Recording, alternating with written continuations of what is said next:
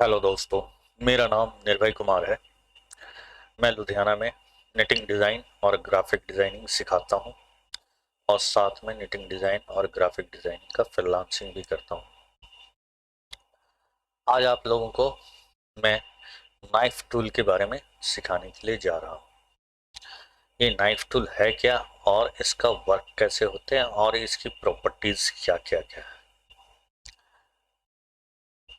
इससे पहले मैं आप लोगों को सिखाया था क्रॉप टूल। क्रॉप टूल में एक और चीज़ आप लोगों को सिखाता हूँ पहले। जैसे अगर आपने यहाँ पर कोई भी एक ऑब्जेक्ट बनाया और इसके साथ और अदर ऑब्जेक्ट है, अगर आप किसी भी ऑब्जेक्ट को सिलेक्ट नहीं करते हो फिर क्रॉप टूल यूज करते हो किसी एक पर्टिकुलर ऑब्जेक्ट पे और डबल क्लिक करके उसको क्रॉप करते हो, तो बाद बाकी ऑब्जेक्ट्स भी आपके खत्म हो जाते हैं। अगर उनको बचाना है आपने या उनकी ज़रूरत है आपको, तो आप सबसे पहले पिक टूल लेके इसे सिलेक्ट करो, उसके बाद क्रॉप टूल लो और फिर इसे सिलेक्ट करो और फिर डबल क्लिक करो, तो केवल आपका ये पोर्शन क्रॉप होगा, बाद बाकी चीज़ आपकी बचे हुए रहेंगे। चलो, ये था आपका क्रॉप टूल के बारे में। अब आ जाते हैं हम नाइफ टूल के बारे में। नाइफ टूल की काफ़ी प्रॉपर्टीज़ हैं जिनको हम एक एक करके समझते हैं। अब ये मान लो ये एक बॉक्स है, बॉक्स में दो चीज़ें होती हैं। एक तो अंदर का ये कलर जो फिल हुआ है और एक ये जो आउटलाइनिंग है। अब अगर हमने क्रॉप टूल नाइफ टूल लिया, नाइफ टूल में ये तीन हमें लाइन दिए गए हैं जिससे हम इसे नाइफ टूल को यूज कर सकते हैं। अभी हम पहले लाइन को लेते हैं 2 पॉइंट लाइन मोड में। इसमें आप क्लिक करके ड्रैग करोगे और छोड़ दोगे तो ये आपका नाइफ टूल इसे काट देगा। क्लियर? अब आ जाओ आप दूसरे में।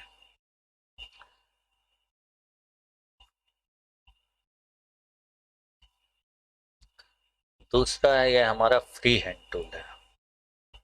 फ्री हैंड से आपने अगर इसे काटना है तो आप ड्रैग करके ही इसको आगे बढ़ोगे और ये कट जाता है। और ये देखो, ये स्मूथ नहीं आ रहा है। अगर आपको इसको स्मूथ लाना है तो आप क्या करोगे कि नाइफ टूल लोगे। ये है फ्री हैंड को स्मूथ करने के लिए। इसे आप 100% पे कर दो, जैसा आपका हाथ सेट है उसके हिसाब से। 100% करने का मतलब है कि ये इस लाइन को बिल्कुल स्मूथ बना देगा। ये देखो, ये बिल्कुल स्मूथ बना दिया इसने। जहां हाथ थोड़ी बहुत अगर हिली भी है उसे इसने ठीक से चला दिया। क्लियर है? तो ये था हमारा फ्री हैंड टूल के थ्रू हमने नाइफ को यूज किया। अब नाइफ का ये एक है ब्रेजियल मोड। ब्रेजियल मोड में आप अपने हिसाब से काटते हो और ये ब्रेजियल टूल्स को यूज करते हो।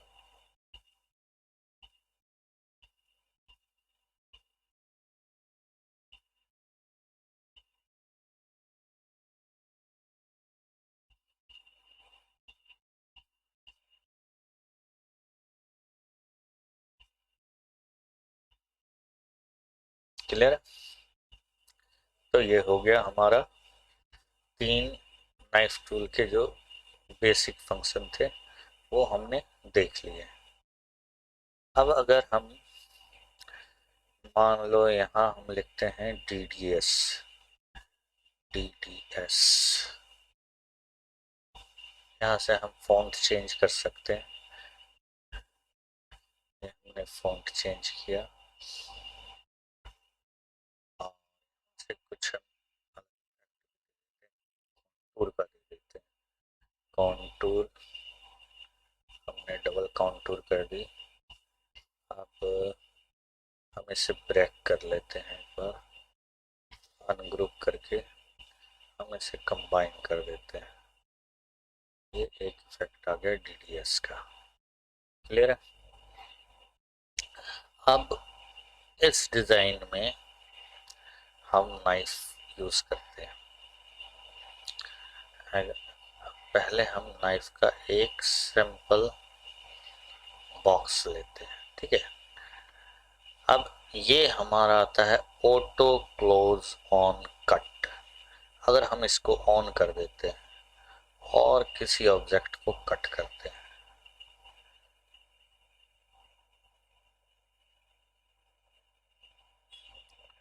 अब अगर हम इसको अनग्रुप करेंगे तो हमारा ये पोर्शन अलग आ जाता है, ये पोर्शन अलग हो जाता है।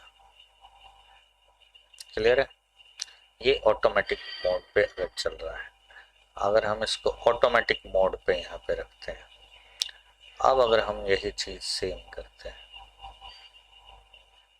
येलो कलर नाइफ और हमने इसको काट दिया ऑटोमेटिक मोड पे। अब ये देखो ये इसके साथ जुट गया जो यहाँ नहीं जुट रहा था। अगर हम इसको अनग्रुप करेंगे तो ये आउटलाइनिंग तो अलग निकल आएगी और ये हमारा अलग आ जाएगा। क्लियर। पर ये आउटलाइनिंग जो आई है ये एक कर्व एरिया आ गया। तो ऑटो कर्व का मतलब आप लोग समझ गए होंगे। ये मैंने बता दिया आपको, फ्री हैंड स्मूथ टूल है, ठीक है। अब उसके बाद यहाँ तीन चीजें दी गई है, नॉन, गैप, ओवरलैप। पहले हम नॉन पे चलेंगे क्योंकि पहले भी जो हम डिजाइन बना रहे थे, यानी कि ये जितना हमने किया ये सब नॉन पे किया, तो नॉन आपको समझ में आ गया होगा। अभी मैं एक बेसिक कोई बॉक्स लेके पहले बनाता हूँ, फिर हम डिजाइन पे भी ये करके दिखाएंगे। नॉन का मतलब है कि अगर आपने इसको काटा तो इन दोनों के बीच ना कोई गैप रहेगा ना ओवरलैपिंग रहेगी, बस जहां से काटा उतना पार्ट अलग हो जाता है। लेकिन अगर हम दूसरे मोड पे आते हैं, गैप, तो गैप पे आने पे ये हमारा खुल जाता है। ये विड्थ बताता है कि कितना गैप या ओवरलैप होगा। तो नॉन के लिए ये नहीं एक्टिव होगा, लेकिन गैप और ओवरलैप के लिए एक्टिव हो जाएगा। अब यहाँ पर मैं इसको बोलता हूँ कि आप 0.3 इंच का गैप बनाना। तो अगर मैंने मान लो अब यहाँ से इसको कटिंग कर दी,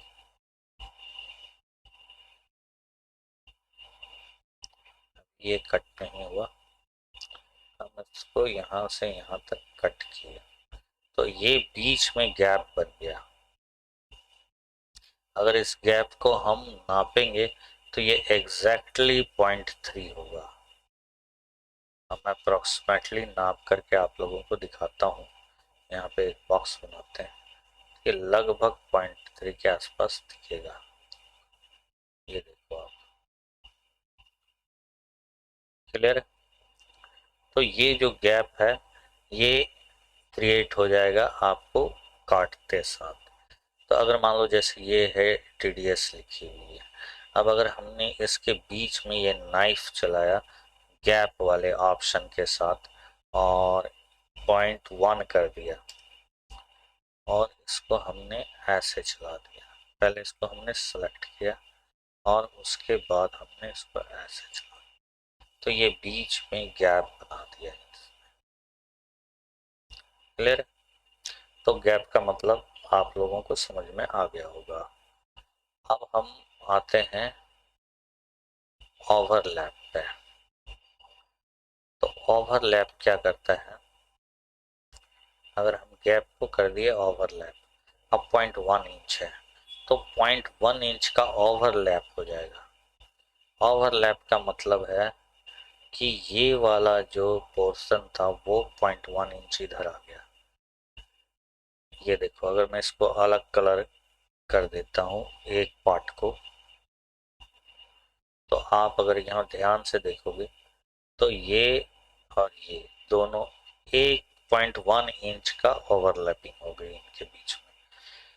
इसी को बोलते हैं ओवरलैप। आप बोलोगे ये ओवरलैपिंग कहाँ यूज होती है, कैसे यूज होती है? तो बहुत से ऐसे डिजाइन है, जैसे मान लो ये डीडीएस ही है, अगर मेरे को ये लिफाफे में यूज करनी है और यहाँ से हमें लिफाफे के जैसा काटना है या फिर बीच में पेस्टिंग आनी है, तो हम ओवरलैप को यूज करते हैं।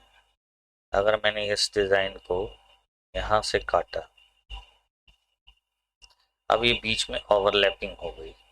अब क्या करेंगे कि इस जगह पे जो .1 एरिया है, यहाँ से लेके यहाँ तक, ये एरिया ओवरलैपिंग का होगा।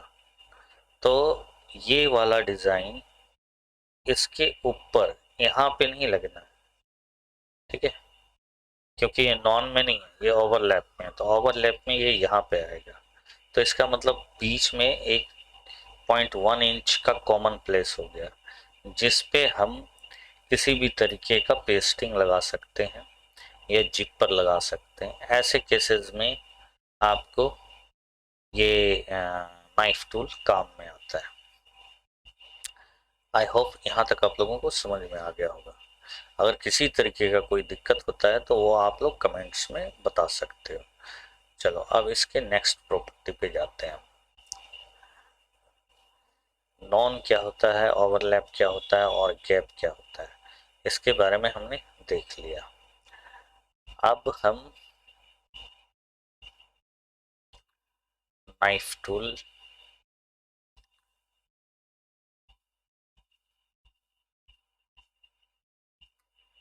हमने डिलीट किया। अब हम कोई एक ऑब्जेक्ट्स लेते हैं। ऑब्जेक्ट मतलब अब चलो एरो या हम लाइन ले लेते हैं। फ्री हैंड टूल से ये 2 पॉइंट लाइन ले लिया। ये 2 पॉइंट लाइन लेने के बाद इस पे हमने एक एरो बना दिया मान लो।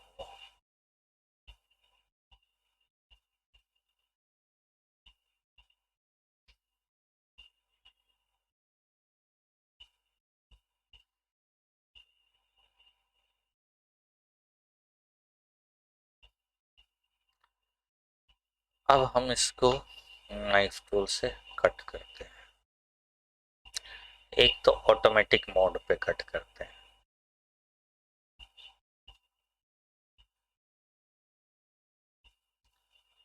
फ्री हैंड टूल लेके करेंगे। मान लो ये हमने कट किया,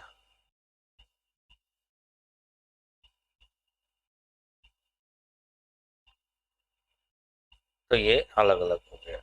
यहाँ पे कोई भी डिफरेंस नहीं है। ये लाइन में, ये लाइन की प्रॉपर्टी खत्म हो गई।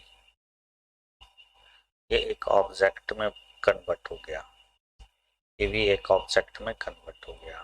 क्लियर है? लेकिन अगर हम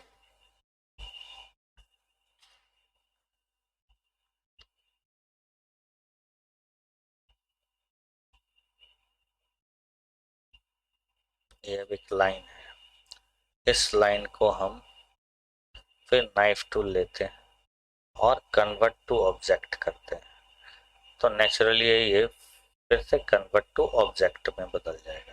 पहले ऑटोमेटिक था, ऑटोमेटिक में वो खुद ब खुद कर रहा था, वो हमारे कमांड से बाहर थे। पर इस पे हमने उसे बोला ऑब्जेक्ट में कन्वर्ट हो जाओ, तो अब ये लाइन नहीं रहा, ये एक ऑब्जेक्ट बन गया। अब हम तीसरे ऑप्शन पे आते हैं।